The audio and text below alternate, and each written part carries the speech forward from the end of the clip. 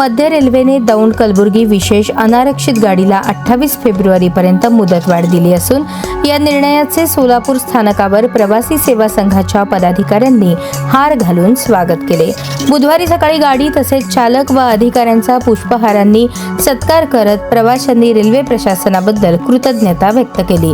स्टेशनवरील वातावरण पाहून आज ट्रेनलाच उत्सव मोड लागला होता। प्रवाशांची वाढती मागणी, दैनंदिन प्रवासाचे प्रमाण आणि नियमित पाठपुरावा लक्षात घेऊन मध्य रेल्वेने ही मुदतवाढ जाहीर केली।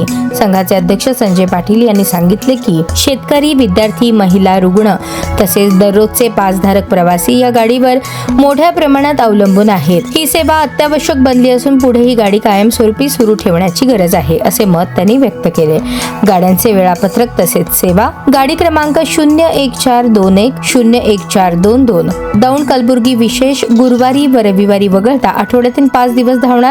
सेवा 28 फेब्रुवारीपर्यंत सुरू राहणार।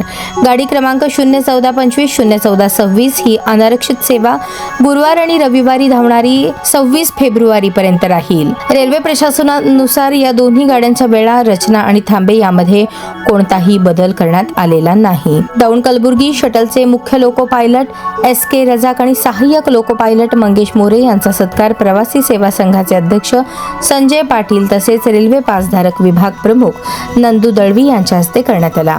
संजय पाटील, नंदकुमार दळवी, संगीता भोसले, शिवकुमार दरेकर, आनंद धोत्रे, विजय माळवे, शिवाजी वसपटे, विलास राठोड, गणपत पवार, प्रसाद बठारे यांच्यासह कार्यक्रमात राहुल नवले, भारत खारे, दीपक ढवाण, हनुमंत शिंदे, अनिल काळे, सुरेश पाटील, सुनील जगताप तसेच पदाधिकारी व सदस्य मोठ्या संख्येने उपस्थित होते।